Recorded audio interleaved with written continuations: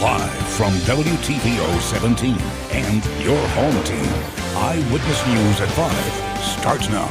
The Rockford School District is the biggest system in Illinois trying to begin the fall with some sort of in-person learning. Administrators say parents' choices have made part of the job easier.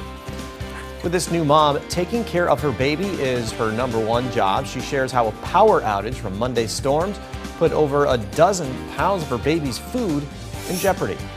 And a Rockford program puts young people on the path to serving their community. It focuses on a segment of the population responsible for a big increase in local crime. Good evening, I'm Eric Wilson. Mimi Murphy is off tonight. The Rockford Public School District makes changes to its back-to-school plans. Part of that includes an extra day of summer break. District administrators tell Dylan Strachey the delay buys more time for teachers to prepare. Eric, public school leaders say they wanted to give teachers an extra day to plan as they prepare for the start of the academic year. This is a big first step for faculty, staff, and students, and coming for in-person learning. It's been a little while, and we think taking our time is going to be a really good protocol. The latest Rockford Public Schools reopening plan pushes the first day of school to September 2nd.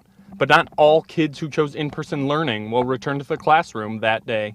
We thought it would be awesome to start the school year with a gradual start in with elementary, even though we're going to have class sizes below 20, to even cut that in half by splitting the alphabet to really get a chance to get to know students, really focus on safety protocols and build some comfort. The district's new plan also eliminates the proposed A-B schedule for middle and high schoolers who chose in-person instruction. With a 50% plus opt-in for remote, that really allowed us to maximize social distancing and run one schedule in our high school and our middle schools for those in-person students rather than having to run two schedules. So we think this was really helpful. Last week, the district added a half-day remote learning option for early childhood students.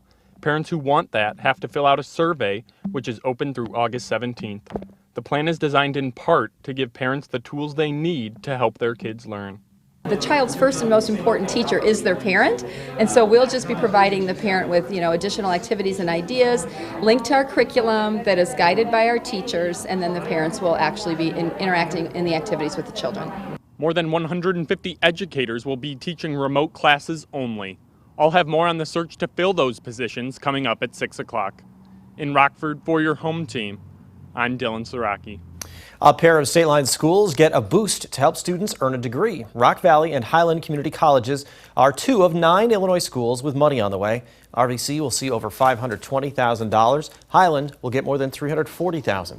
The federal grants come from the U.S. Department of Education's TRIO Student Support Services program. It's to help community college students meet school requirements and eventually graduate. TRIO focuses those resources on low-income, first-generation, or disabled students. Illinois sees a slight increase in people testing positive for COVID-19. 1,600 more Illinoisans received a positive test result.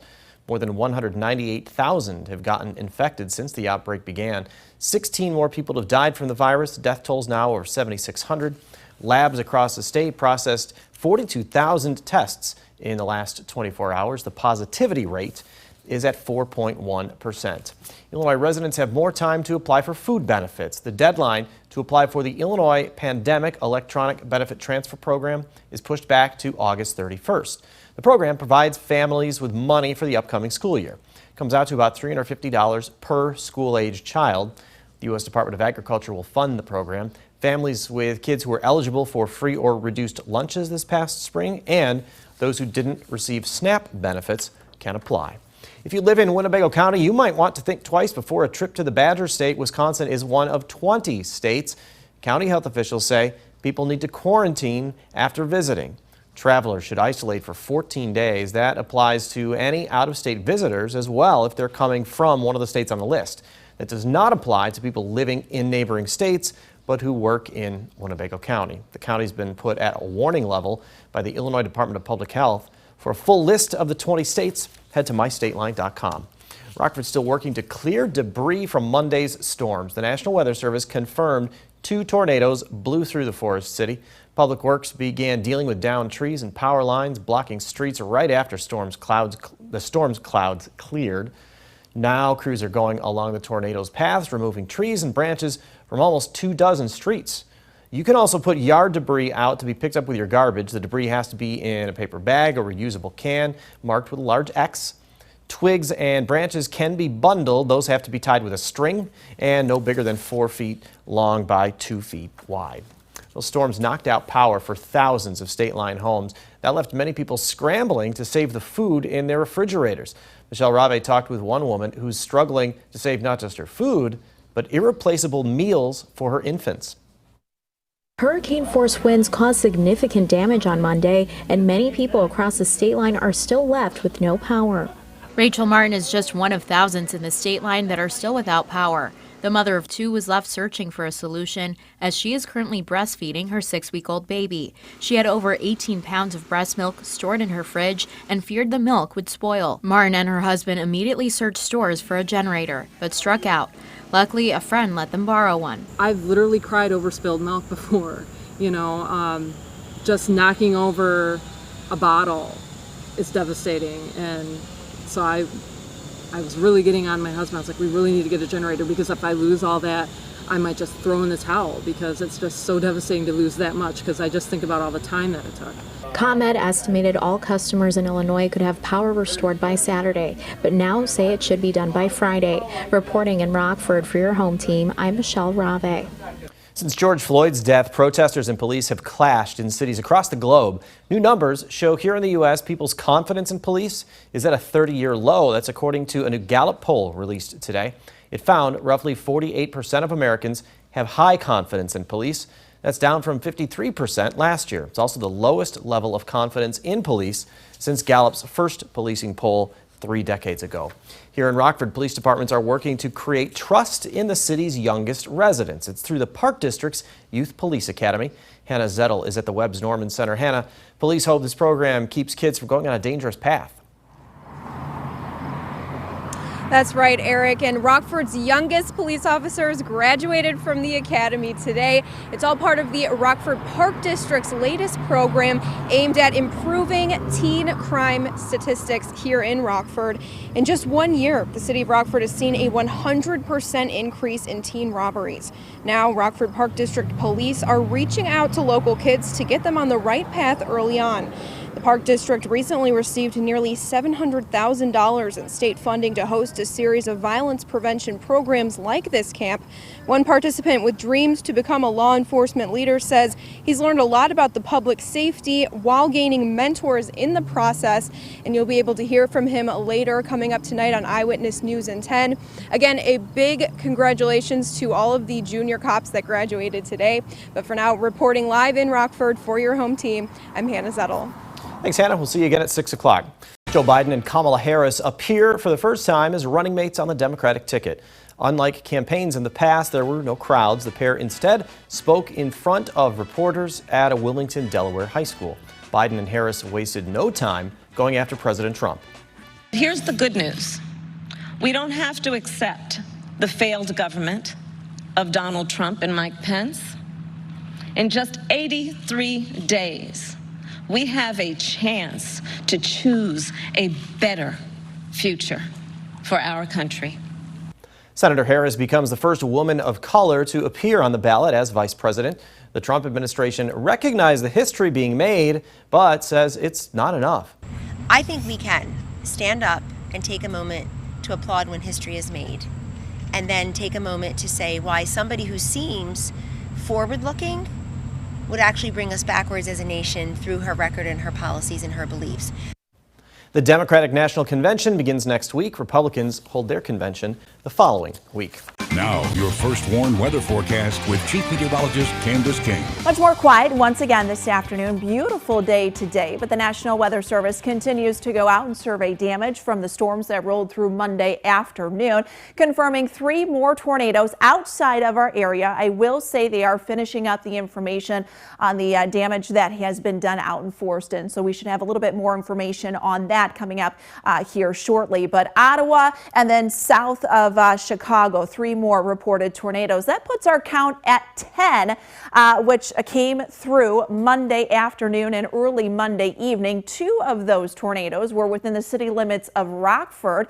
It's been since 1950 1950. That's the last time we actually had a tornado of any intensity touch down within the city limits of Rockford. We've had many occur outside of the city limits, but since 1950 inside the city limits of Rockford since a tornado has touched down. So it kind of proves that yes, cities, large cities are not immune to tornadoes. They can happen, just like Chicago had tornadoes Monday afternoon as well. All is clear out there this evening as we continue to hold on to that clear sky. High pressure builds in across the Great Lakes and will remain with us here these next couple of days. There are a couple of systems, a couple low pressure systems to the northwest and down to the southwest that'll roll through here tonight. All that's really going to do is just bring us a few extra clouds. We've seen a little bit of that cloud cover from time to time. A live look with our Mercedale SkyTrack camera out at Riverside and 90 here this evening. With just a few clouds for us tonight, temperatures will dip back into the lower 60s. We woke up in the upper 50s this morning. Very comfortable out there. 80 our temperature in Freeport, 84 in Rockford, 82 in Belvedere, DeKalb, 81 in Rochelle, and 82 right now in Janesville. Temperatures tonight down around 61. Winds again will be light. This could lead to a little patchy ground fog for the morning hours tomorrow, and like this morning and yesterday morning, could actually end up with quite a bit of dew on the ground as we hang on to some of that moisture. Temperature tomorrow back up near 87, partly cloudy, another warm afternoon, but we're really not going to see that rise too much in the humidity. So it will feel warm tomorrow, but it will not be overly humid. And in fact, Friday will be more of the same as well. Now, as we go through time with Futurecast, you see just a couple of clouds streaming in for tonight. Again, some fog possible tomorrow morning.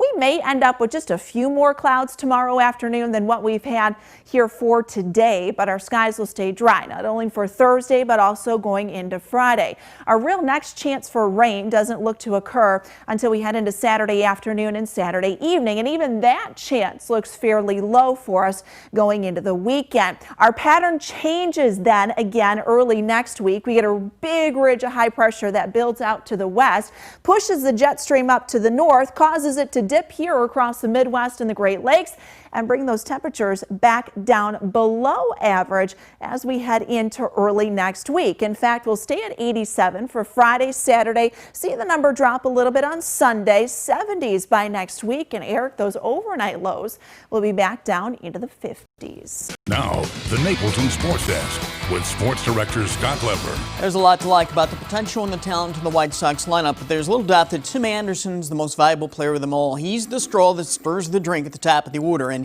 he stirred big time today in Detroit. Leading off the game here, he uncoils and hits a Matthew Boyd pitch on the nose. That will sail out for a home run. Anderson also had a triple and a pair of singles. After that leadoff shot, the number 2 batter, Eloy Jimenez, did the same thing. He launches one out, his 5th homer of the season for a 2-0 lead. Let's jump ahead now to the 5th inning. Luis Robert up with the bases loaded, and he doesn't quite go out of the yard, but this was just fine as far as the Sox were concerned. A bases-clearing double. The Sox also got an excellent outing from Dylan Cease, and they beat the Tigers 7-5. Eddie Jackson's one of the best safeties in the NFL, but might we see him lining up on offense for the Bears at times this season? Jackson was a receiver in high school, and he's been lobbying to see some action at that position. He said on the NFL Network this season he'd like to line up there for a few plays a game. So Matt Nagy was asked today by a reporter if we could actually see that happen. He's going to play the zebra receiver, and we're going to let teams prepare for him there. So take that and deal with that. My takeaway from that is we won't see Jackson on offense unless the entire receiving corps is forced into quarantine. All right, college letter of intent signings are always big moments for our high school and local athletes. There was one today in Rockford that was more special than many. That's because the young man signing here with Division III Eureka College is Auburn basketball player Hanif Johnson. He was Auburn's leading scorer last season at more than 13 points per game, but he missed Auburn's regional basketball game in early March because that morning he was shot in the ankle and another bullet grazed a knee while he was sleeping in his home. It was a random drive-by shooting that police still haven't solved. After rehabbing all spring and summer, Johnson's ankle isn't 100% yet, but he's getting there. And Eureka's basketball coach still wanted Johnson on the team. They've been on me since they saw me play, and I'm just glad they followed through, and I got the chance to sign up with them. I'm so happy that he overcame that situation, and he's able to continue his basketball career and going off to school. What Eureka likes about him is what we needed him for. He's a dynamic scorer. You know, he can hit the three. He can get to the basket. He can create in there, you know, dish to other people as well as kind of get his own shot off at different angles. Johnson leaves for Eureka this Sunday to begin his freshman year. That's sports. We'll be right back. Plenty of sunshine expected these next couple of days, maybe adding in just a little bit more cloud cover Thursday, Friday. Temperatures back into the mid-80s, comfortable levels of humidity too. That'll go up a little bit for the weekend. Slight chance for some showers, thunderstorms on Saturday, drying out and Eric cooling off as we head into next week. Highs will stay in the 70s, overnight lows in the 50s. Good stretch of summer through the weekend and then an easing into fall-like temperatures. Looks good. Thanks, Candace. And thank you for spending some time with us. Stay safe.